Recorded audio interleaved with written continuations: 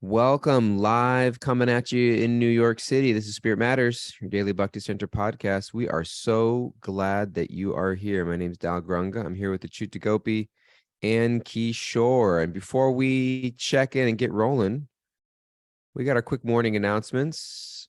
We have a email, spiritmatters@bhakticenter.org. We would love to hear from you and your stories. If you're out there listening, just say hi. Just let us know you're there. Ask us a question. Tell us your story. Tell us what you find interesting. There's something that you shared in your own realizations. We'd love to hear from you. If you're listening for the first time and you didn't know, we have a live Zoom audience. If you want to tune in on Zoom, we do this live Monday through Friday. Go to the Bhakti Center website and find out our live Zoom link, or write to us at spiritmatters.org to get our WhatsApp group. We have a WhatsApp group of people that like to just be in touch and be part of the family. And special announcement, we have community groups, which is a great place for people to get connected. I'm just looking up our community groups, our timings and locations. They're all online right now. But if you go to the Bhakti Center's website, in-person tab, you'll find a lot of beautiful community groups that we are doing for you to get connected and stay connected. And we'd love for you to be connected. Aside from that, we love you and hope you're doing well. And over to Kishore and Chuta. How you guys doing? Blessed, I'm here. Blessed, and she's here. What else you want me to say, Dayal? I am I'm happy. I'm happy in well, we're going to talk about this today, but I was looking over the verse, and it's speaking about this idea, or this word that we use a lot, having a higher taste. And we relaunched Tuesday night kirtan yesterday, and it was really sweet and really special. And so even though I feel a little bit tired, it was very like heart filling and soul filling. So experiencing the higher taste. That's how I feel. Got it. All right. Beautiful. Thank you. We're reading the Bhagavad Gita. The Bhagavad Gita is a little manual on life, spiritual wisdom and inspiration. And we're in this beautiful section of the Gita talking about the qualities of a spiritually infused individual. And yesterday we were talking all about turtles. Turtles and the ability of the turtle, that just one who is able to withdraw their senses from sense objects, meaning like the pull of desire and impulse and the need to just like react to something that feel a draw towards. As the tortoise draws its limb within the shell, is firmly fixed in spiritual consciousness. So we talked about this idea of healthy restraint, about finding our inner sanctum, of taking a minute to like for ourselves to go into our inner sanctum, and the healthy and unhealthy ways of doing that. So that was our little topic of conversation yesterday, in verse 58, and now we're on 59. Is there anything left over that we want to pick up from, or carry over, or recap, or share, or rehash from yesterday, or we want to just move right on to verse 59? I think we could just dive into 59. Let's dive into 50. Let's not rehash the past. Let's not live in the past, and let's just move forward. Kimberly said that she's turtly ready to dive in. That's why we love you, Kimberly. That's why we love you. Okay, text 59. Should I read 59, or want somebody want to read 59? I'll read it. Kishore's going to read it. Okay, so it says, though the embodied soul may be restricted from sense enjoyment, the taste for sense objects remains. But ceasing such engagements by experiencing a higher taste, he is fixed in consciousness. A lot of technical words in there. Yes, and in the purport, this is something that Srila Prabhupada was writing, and I thought was very beautiful. And he goes on to say about, I'll paraphrase kind of like the first few sentences where he's speaking about how unless one is like in this transcendental state, it's very difficult to cease like the chasing after the sense objects, right? But then the question is, well, how do I get there if it's so hard? If my senses are sometimes uncontrollable. In the last purport, we didn't get into this, but it was talking about how the senses are like a snake and we have to be the snake charmer of the senses. But then Srila Prabhupada says here that one who has tasted the beauty of the Supreme Lord Krishna in the course of his advancement in Krishna consciousness no longer has a taste for dead material things. And so this idea of when I'm actually, keyword actually, tasting and relishing in the pastimes of Krishna, in the experience, I like that word, in the experience of Krishna, then I'm not going to be pulled so much by the other things. And that's the verse that we're working with today. There you have it. Shuta, you got a thought?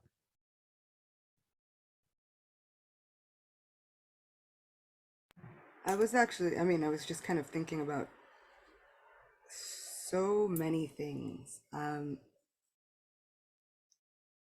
It's like we started reading this verse, and it was like my mind started to kick into overdrive. And it's like thoughts coming from both sides of an argument. There's the side that has almost like felt the shadow of an experience, maybe of Krishna. That feeling of, wait a second, but there's something here. I have to go like find out what it is. I have to chase that experience. Then there's the other side where you see so many of these arguments have been kind of like misused in order to make a person feel as though their thoughts, actions, desires, wants, needs don't matter. As long as you are in this material body, all of those things are material. And so you just shouldn't follow them at all. And then, but my mind was like, but what do you do? Like at a certain point, it's natural to continue to have desires, which is the point of this verse. Like, Srila Prabhupada, Krishna, both of them are in tandem, and they're saying it's not going to stop the desires. They will never stop. That is a hallmark of being an embodied soul. You're going to have loads of desires. The trick and the key is to find something more worthwhile. And I know, Kishore, you and I think three of us were here. We were talking about the fact that this idea of pursuing our happiness is so important to living entities that we've put it in our laws, but nobody tells you what that happiness is. It's so elusive and upended and in the air, and nobody tells you what it is. But we all know that it is so important that everybody is pursuing it. And it's so interesting that you see, even here, even in the course of pursuing different types of yoga, everyone is trying to pursue this happiness. So my mind was racing a million miles a minute. And I don't think I'd landed on a definitive kind of like answer for it all. It was like so many collections of thoughts and different arguments and points of view that were all kind of just like, they all just arrived on the scene. Like, well, what do we do with all that? What is an embodied soul to do with all of it? And the good thing is Arjuna is kind of also at this moment where it's like, what am I supposed to do with all this? Like you've given me First, I felt like I had no options. Now I feel like I have all the options. Now I feel like I have too many options. And then you're telling me like just focus on me. It's like, what's that gonna do for the future? And I guess the point is we will never be in charge of what that's gonna do for the future. Mm. All we can do is choose for this moment. Every moment we have the ability to make that choice. Are we trying to find Krishna or not? Mm. Thank you. I think it's a really beautiful um juxtaposition about the idea of restraint and also redirection. And so I think that, when we sometimes look at spiritual life in the way of like just restraint, don't do this, don't do this, you're not allowed to have this, you're not allowed to have this, but rather in terms of a space of redirection. Like I think when I bring it to me, it really is like it's a real hard look at the mirror of like, what are my desires? Like, what do I really want for myself? And how can I start to reshape my desire? It's like a real hardwiring of the system, away from the things that aren't good for me and towards it's like, how could am I experiencing the beauty of spiritual life? Or am I just like gritting my teeth and just trying to like um kid myself and other people? And so it's like, how can I move? Am I willing to allow myself to be happy and fulfilled and experience the beauty of spiritual life? Because that's what I need. That's what we need to get towards. If it's just a gritting of my teeth and barring my knuckles and like just rubbing my nose in the dirt, like that doesn't last. Like there has to be a breakthrough towards experiencing some positive spiritual joy in spiritual life. And it's not only like we need that, like we really need that. And so it's like, where am I finding joy in my spiritual practice? Where am I finding joy in service? Where am I finding fulfillment in my spiritual practices? um and and seeking that out intentionally, because without that, it's a real hard thing to hold on to. I really like this point because it's something that I've been experiencing personally lately, where when spiritual life turns into, like you were saying, the like gritting of the teeth, or just like doing and doing and doing, but not necessarily experiencing. And I think like as people who are, on a spiritual journey, which is everyone who is listening, it's like where is the boundary around my experience of spiritual life and maybe me like talking about my experience of spiritual life, which are two very different things. And I think that the bigger the gap between those two get, the more, I don't know, insidious it can become. Because if we're not actually going in and being like, hey, what is my experience of this? Am I just doing the motions? Am I just doing it because everyone else is doing it? Am I just doing it because others told me to do it and here I am just doing it? Or am I actually having an experience of it? Am I actually relishing it? Am I actually because the experience doesn't necessarily have to be, I mean, eventually it will turn into, a blissful experience. But I think the main point is, am I having an experience of this, right? Because when I go to chant my, japa, if we're chanting japa, or if I'm going to read, I think it's so beautiful. And I've heard this from some people as well, like when you really personalize Krishna, because Krishna is a person.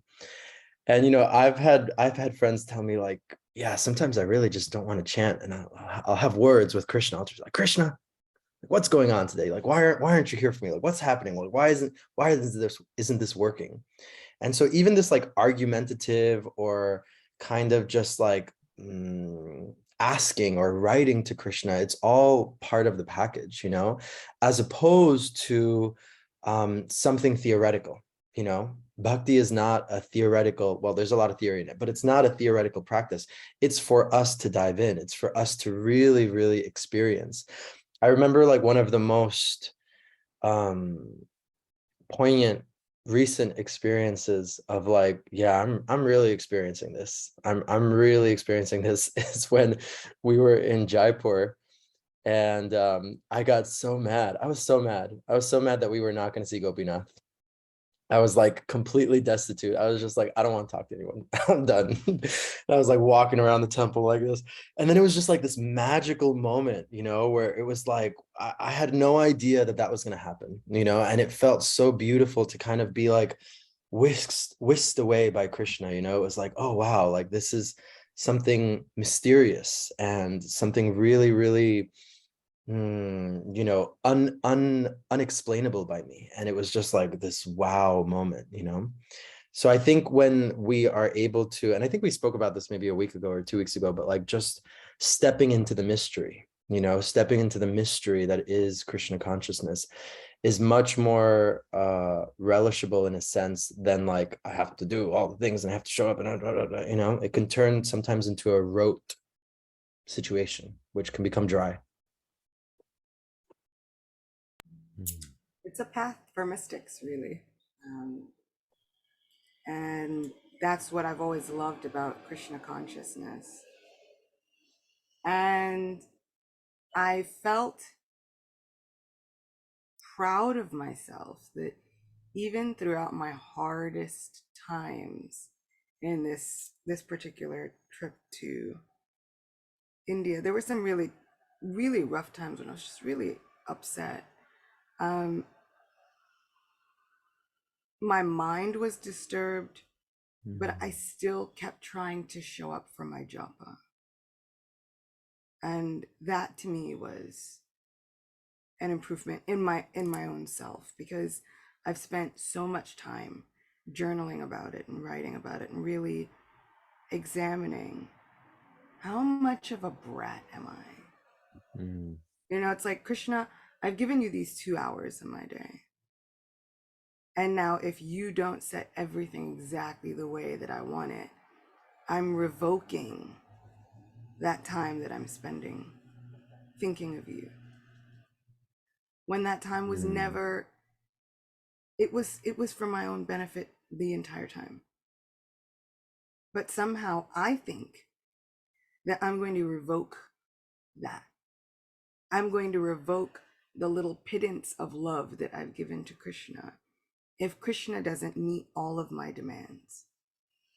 So really, we're like spiritual relationship terrorists. And at any moment, we're going to threaten Krishna with, you know what? I'm going to take away all this love. Like, we are really the toxic one in the relationship. And so I keep trying to use that as my litmus test. Am I growing? Am I in my times of greatest anger? Am I now not just trying to take away whatever tiny little bit I've given to Krishna? Understanding that that originally and will forever be for my benefit. Our chanting is for us. Our chanting is not to bribe Krishna with. And so this line, one who has tasted the beauty of the Supreme Lord Krishna in the course of his advancement in Krishna consciousness, that's for us. Baby, come back. You can blame it all on me. I was wrong, and I just can't live without you. Do do do do.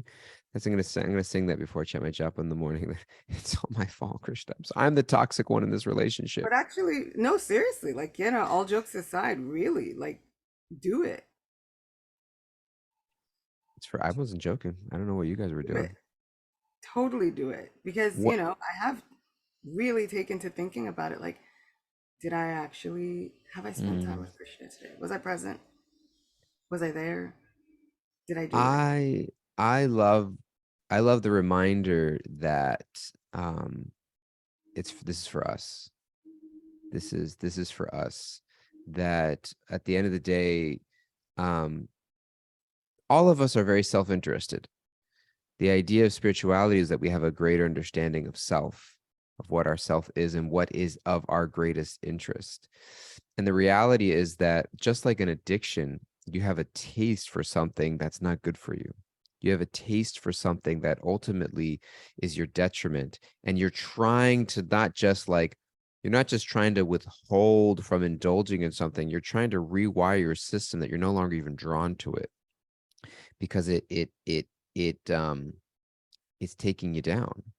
And so this idea of like, I'm chanting my japa, I'm doing my service, I'm studying sacred literature, I'm going through this process, not out of some like obligation like Krishna, like I'm paying my dues or my taxes, or Krishna's the supreme person and I gotta just like put in my time, or like or else. It's like the or else is like, I'm not gonna find fulfillment. I'm gonna miss out on the beauty of this loving relationship, and I'm going to just be stuck here wandering in the mud of the material world. Like, it really is for me at the end of the day. I mean, it's for Krishna. We want to get to the point where it's selfless service to Krishna, but like the reality is that it's in our best interest. And so I appreciate that refocusing, because so much, it's easy to just like skimp out on spiritual practices or spiritual dedication because it just thinks, oh, what does it matter? Or Christian doesn't really doesn't need it, or this or that. But the reality is, it's like, no, like, I need this. I want this. I want to develop a taste. I want to experience that beauty, and it takes time. It takes dedication. It takes effort. Just like any relationship. You want to experience and reap the fruits of love. You have to do the practices of love and give it time and space, and just like the small deposits every day. It's not like I'm doing this right now because I'm experiencing extreme, tremendous bliss and the beauty of Krishna right now in this moment. It's no, like I'm just making a little deposit today. I'm going to keep making those deposits and chipping away at my ego, chipping away at my desire, and redirecting my desires in a new way. And, that's the meaning of sadhana, that steady daily deposit into our spiritual redirection. And I think this is the point where Krishna is coming to telling Arjuna, you can only fake it till you make it for so long. You can only fake it till you make it till you break it. At a certain point, you have to actually believe. Do we believe that the results that are promised by our spiritual teachers will descend upon us? Do we believe that Krishna is a reciprocating supreme person, a personality with wants, needs, desires, feelings, heart? Do we actually believe it? If so, then it starts to turn and redirect our actions. And so this is what Arjuna is asking. Well, a person who really believes in all this, how do they act? What's their deal? So now Krishna is saying, a person who really believes, a person who really understands that there's a relationship between me and the Supreme Person. They've seen the hardened dark side of that, and they're done with it.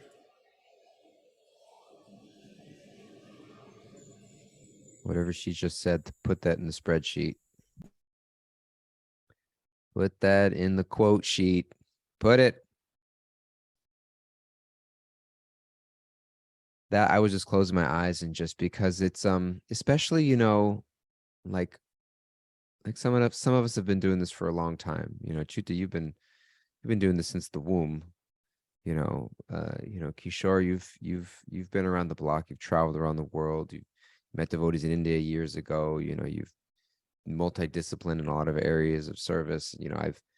I moved into ashram and a monastery 20 years ago, and I've been chanting Hare Krishna for 20 years, steadily every day. And you know, it's easy to get to a point where you sometimes enter spiritual life with like a lot of excitement, a lot of like energy and excitement, because you're seeing the shift in your life. You know, you're like looking for answers, you're looking for solutions, you're looking for something new and fresh, and you find it, and you get this excitement. And then after so many years, it's easy to lose sight of that, and then to wonder like, how do I get out of the autopilot mode? You know, and continuously, like Bhakti Tirtha Swami mentioned, we have to recommit to our spiritual practice. We have to rejoin this movement every day, you know. And so for me, it was just like nodding my head and closing my eyes as you were speaking, because I was just like the idea of refreshing our inspiration every day by reminding ourselves that, like, I don't want to stay here.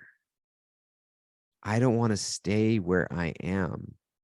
I want to experience. And it's not that, because I think we sometimes get this sense of like, when we chant japa or when we read, we're supposed to have this out of body experience, and we hear all these things. The holy name is so relishable and all these things. And it's like, well, if we're not feeling that today, like, what's the point? You know? And then we just kind of get into this autopilot. But the reality is like, no, like you're making a deposit. Like you're in a long, it's like you're training for the Olympics, you know? You're training for something beautiful and wondrous. And it's like every day matters. Every day is an important deposit. And so it's just kind of like when you're seeing, like, I remember there was this well, there's a beautiful quote that Satchidananda Swami likes to often, is that if you want to inspire somebody to build boats, don't don't teach them engineering and mechanics and how to, carve wood.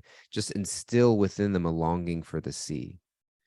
You know, like there's this desire just to be out at sea, and that will find the why creates a how. Or it's like if somebody is just like, you're building a temple and it's like, I'm just like shoveling dirt and moving bricks and building a building, it's like not very inspiring. But if you think about the vision of what you're trying to do, we're trying to like create a space to change lives, and there's a vision behind it. And so I think with our spiritual practice, it's like, I'm just chanting some mantras and, you know, doing some practices and some pujas and offering flowers and offering food, etc. It's like, no, like I'm actually building, I'm creating a higher taste in me. I don't have that higher taste, but I'm creating that higher taste. And I am working towards a higher love by doing the actions of love a little bit every day. So thank you for that reminder. Kimberly, what kind of takeaways you got for us? Then we're getting to our closing words. We always love our takeaways from Kimberly. Thank you. So we're taking away that it's natural to have desires, but we need to rewire that system. Rewire the system. Yep. And then step into the mystery and intentionally seek out experiences of joy and fulfillment in spiritual life and service. And I love what you said, that we can rejoin the movement every day. Beautiful. Some takeaways. Our closing words, Kishore and Achyuta. Kimberly's ready to go back to bed. She's wrapping up in her little blankie. I was just remembering like 3 fundraisers ago. I'm not sure. I don't know when it was. We calculate time according to fundraisers. Yeah, we do. And because you were just you were just speaking about like that higher taste and developing that and developing that higher taste and finding that higher love. And we did this whole performance of Bring Me a Higher Love. Right? Isn't that how the song goes? Bring me higher Yeah. love. Oh, think about it. There Yeah. must be high love down inside the heart, or in the stars above. Without it, life is wasted time. That's the point. Without it, life is wasted time. That was my takeaway. I just wanted to get Doyal to sing because I knew that if I mentioned that song, he would sing it.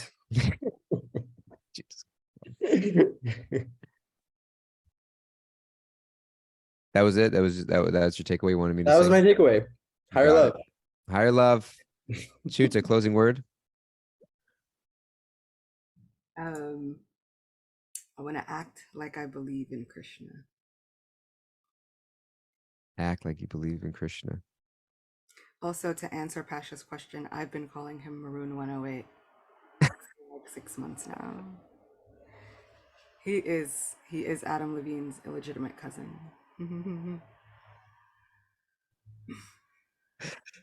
Actually, if you put their pictures Illegitimate cousin.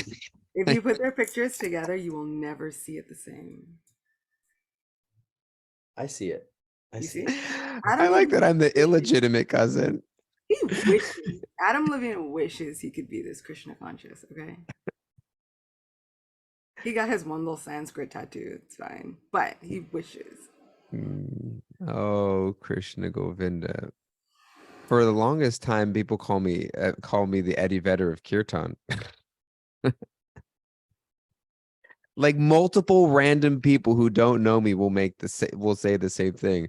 It's like, oh, Hare Krishna.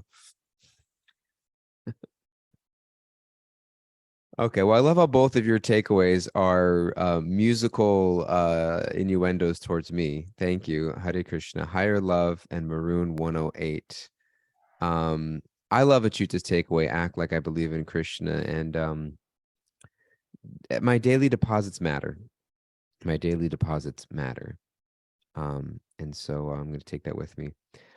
I love you guys. Appreciate all of you. Thank you all so much for listening. And we will see you again soon. Next time, same place. Hare Krishna.